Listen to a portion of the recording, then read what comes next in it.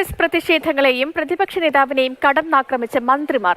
VD. Satheesan Keralam കണ്ട പക്വതയില്ലാത്ത നേതാവെന്ന് മന്ത്രി P. Rajeev പറഞ്ഞു.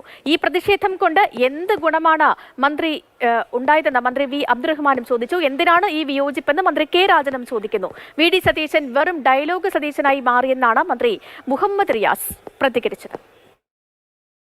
കലാപാഹ്വാന പ്രസംഗം, മുഖ്യമന്ത്രിയെ തെറി വിളിക്കുക, മന്ത്രിമാരെ തെറി വിളിക്കുക, LDF നേതാക്കന്മാരെ തെറി വിളിക്കുക, കയ്യും കെട്ടി നോക്കി നിൽക്കില്ല, നിയമം കയ്യിലെടുക്കും, ഇങ്ങനെയൊക്കെയുള്ള ഡയലോഗുകൾ ഇത് കഴിഞ്ഞ് 2.5 വർഷമായി അദ്ദേഹം പ്രതിപക്ഷ നേതാവായതിനു ശേഷം കേട്ടുകൊണ്ടിരിക്കുകയാണ്. അത് അദ്ദേഹത്തിന് സ്വന്തം പാർട്ടിയിൽ തന്നെ പിന്തുണ കുറയുന്നു എന്നുള്ളതിന്റെ ഒരു കോംപ്ലക്സ് ആണ്. ഒക്കെ പറയുന്നൊന്നും നടപ്പിലാവുന്നില്ല.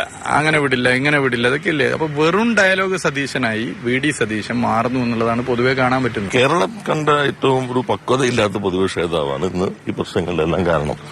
നിയമം കയ്യിലെടുക്കും, തിരിച്ചടിക്കും, പോലീസ്. എന്നിട്ട് കേസിൽ പ്രതിയാകുമ്പോൾ എന്നെ പേടിപ്പിക്കണ്ട എന്നൊരാൾ എപ്പോഴും പറയുമ്പോൾ നല്ല പേടിയുണ്ടെന്നുള്ളതാണല്ലോ. കോൺഗ്രസ് പാർട്ടിയിലെ ഒരു വിഭാഗം, അങ്ങനെ തന്നെ പറയാം, ഒരു വിഭാഗം മാത്രമാണ് ഈ അക്രമ പ്രവർത്തനങ്ങൾക്ക് നേതൃത്വം നൽകുന്നത്.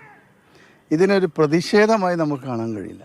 ക്രമസമാധാന പാലനം തകർക്കുന്നതിന് വേണ്ടിയിട്ടുള്ള ശക്തമായിട്ടുള്ള ശ്രമം നടത്താൻ ഒരു കൂട്ടം ക്രിമിനലുകൾ മുന്നോട്ട് ഇറങ്ങി എന്നുള്ളത് മാത്രമേ ഇതിൽ കാണാൻ കഴിയൂ. വിയോജിപ്പ് പ്രകടിപ്പിക്കാനുള്ള അവകാശം കേരളത്തിലെ ജനാധിപത്യ സമൂഹത്തിനുണ്ട്. പക്ഷെ എന്തിനാണ് വിയോജിപ്പ്?